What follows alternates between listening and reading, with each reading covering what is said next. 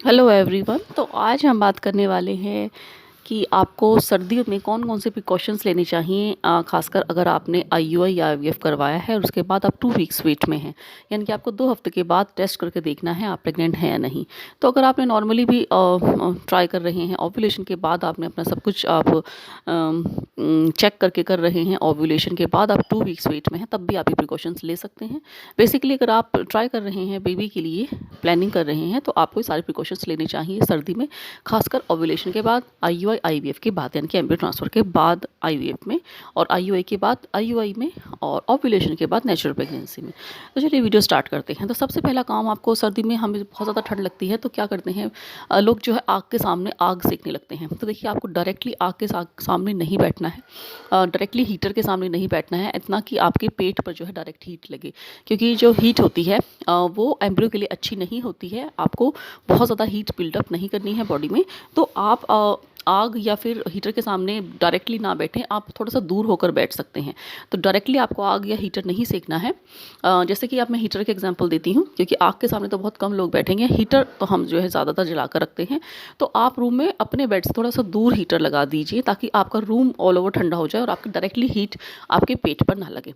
तो एक ये प्रिकॉशंस लेना है। दूसरा, आपको बहुत तेज़ गर्म पानी से नहीं नहाना है, खासकर एम्ब्रियो ट्रांसफ़र के बाद आपको बहुत तेज़ गर्म पानी से नहीं नहाना। और एम्ब्रियो ट्रांसफ़र के बाद खास आपको ध्यान रखना है कि आपको बाथ टब में नहीं नहाना है। कई बार लोग जो है गर्म पानी का बाथ टब में गर्म पानी से नहाने लगते हैं, बैठते हैं, तो आपको ये नहीं करना है, और आपको स्टीम बाथ भी नहीं लेना है एम्ब्रियो ट्रांसफ़र के बाद। तो ये कुछ प्रिकॉशंस आपको लेने हैं, और आपको क्विक बाथ लेना है, यानी कि बहुत जल्दी आपको नहा लेना है, बहुत देर तक आपको बाथरूम में नहीं रुकना चाहिए। तो ये सर्दी में कुछ प्रिकॉशंस हो गए। इसके बाद खाने में कुछ आपको प्रिकॉशंस लें, क्योंकि सर्दी का टाइम है और गर्म खाने का मन करता है। तो आपको चाय जो है, बहुत ज़्यादा लोग जो है थोड़ा सा इनटेक बढ़ जाती है सर्दियों में, तो आपको उसको अवॉइड करना है। चाय आपको ऑल टुगेदर बंद ही कर देनी है, लेकिन फिर भी कुछ लोग नहीं रह सकते, तो आप 1 से 1.5 कप चाय पूरे दिन में ले सकते हैं। लेकिन बहुत ज़्यादा तेज़ गर्म चाय आपको नहीं लेनी है, यानी कि दूध भी अगर आप ले रहे हैं तो उसको बहुत तेज़ गर्म करके ना लें, उसका टेम्परेचर थोड़ा सा नॉर्मल करें और तब आप लें। और इसके अलावा आप तिल जैसी चीज़ें, जो गोंद के लड्डू हैं, तिल है, जिन चीज़ों में, वो चीज़ें आप अवॉइड करें, क्योंकि वो काफ़ी गर्म रहते हैं, और इस टाइम पे आपके जो एम्ब्रियो को है इतनी हीट नहीं चाहिए बॉडी में। तो जो चीज़ें हीट प्रोड्यूस करती हैं बॉडी में खाने के बाद, आपको वो अवॉइड करनी है। तो मैं कुछ एक का नाम ले रही हूँ, और बाकी आप जो है गर्म तासीर की चीज़ें होती हैं। अगर आपको नहीं पता है कि गर्म तासीर की चीज़ है नहीं, तो आप इसको गूगल पर सर्च कर सकते हैं उस चीज़ का नाम डालकर। तो मैं यहाँ पर कुछ चीज़ें बता रही हूँ जो आपको अवॉइड करनी चाहिए, जैसे कि गोंद के लड्डू, तिल के लड्डू जिसमें तिल डला हो वो, और आपको मूँगफली भी बहुत ज़्यादा मात्रा में नहीं खानी चाहिए, क्योंकि वो गर्मी पैदा करती है, साथ में गैस भी बनाती हैं। कम मात्रा में आप इसे ले सकते हैं। इसके अलावा बहुत ज़्यादा मात्रा में ड्राई फ्रूट्स आपको नहीं लेने हैं। अगर आप ड्राई फ्रूट लेना ही चाहते हैं तो उन्हें रात को भिगोने के बाद ही सुबह लें। इसके अलावा आप जो कुट्टू का आटा है, आप उसे अवॉइड करेंगे, और मक्की का आटा जो सिर्फ मक्की का होता है, आप उसे अवॉइड करेंगे, क्योंकि बहुत सारी अगर आप रोटियाँ एक साथ मक्की की खा लेते हैं हर रोज़, तो काफ़ी ज़्यादा गर्म जो है वो पेट में जो है गर्मी पैदा कर देती हैं। तो आप जो है कम मात्रा में जो है मक्की की रोटी लें, अगर 1 या 2, जैसे हफ्ते में 1 या 2 ले सकते हैं, लेकिन आप हर रोज़ इसे खाने से बचें।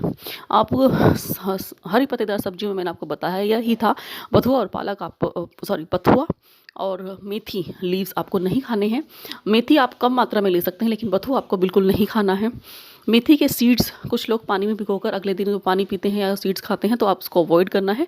मेथी जो है आपके इम्प्लांटेशन में प्रॉब्लम क्रिएट कर सकती है। इसके अलावा हल्दी वाला दूध आपको नहीं लेना है, क्योंकि कुछ लोग होते हैं उनको ऐसा लगता है कि हल्दी जो है अगर लेंगे तो काफ़ी अच्छी रहेगी। तो देखिए, हल्दी वैसे काफ़ी अच्छी बेनिफिशियल होती है, उसमें बहुत अच्छी अच्छी प्रॉपर्टीज़ होती हैं, लेकिन इस टाइम पे एम्ब्रियो के इम्प्लांटेशन के टाइम पे आपको ये नहीं लेनी है हल्दी वाला दूध। आप सब्जियों में हल्दी डाल के ले सकते हैं, लेकिन आपको स्पेशली हल्दी वाला दूध नहीं लेना है, क्योंकि हल्दी जो है आपकी एंडोमेट्रियल लाइनिंग को पतला कर देती है, तो उससे आपके इम्प्लांटेशन में जो है प्रॉब्लम हो सकती है। तो ये हल्दी वाला दूध से आप बचेंगे, चाय कॉफ़ी से बचेंगे, तो ये सारी चीज़ें आपसे बचेंगे। और बाकी जो अंडे हैं और जो नॉन वेज है, तो ये मैं हमेशा ही बताती हूँ कि इसको आप थोड़ा अवॉइड करेंगे इस टाइम पर। और ख़ासकर रेड मीट को तो आपको बिल्कुल नहीं लेना है, रेड मीट और हाई मर्करी फ़िश आपको नहीं लेनी है। बाकी जितना हो सके आपको जो ठंडी तासीरी चीज़ें हैं वो खानी है, लेकिन इसका ये मतलब नहीं है कि आप कुछ सारी ही ठंडी चीज़ें या बिल्कुल ठंडा खाना खाना स्टार्ट कर दें। आपको अपनी सेहत का भी ध्यान रखना चाहिए। आपको कोई भी खांसी जुकाम ना हो, तो इसलिए आपको अपने अंदर बॉडी को और अपने पूरा वार्म वार्म भी रखना है। ऐसा ना हो कि आप ठंड में रहें और आपको जुकाम हो जाए या ठंड लग जाए, तो आपको इस चीज़ से बचना है, क्योंकि सर्दियों में खासकर एमडी ट्रांसफ़र के बाद जो है खांसी जुकाम की बहुत ज़्यादा प्रॉब्लम होती है। ज़ुकाम बहुत कॉमन होता है, तो ऐसे में आपको अपना स्पेशल ध्यान रखना है।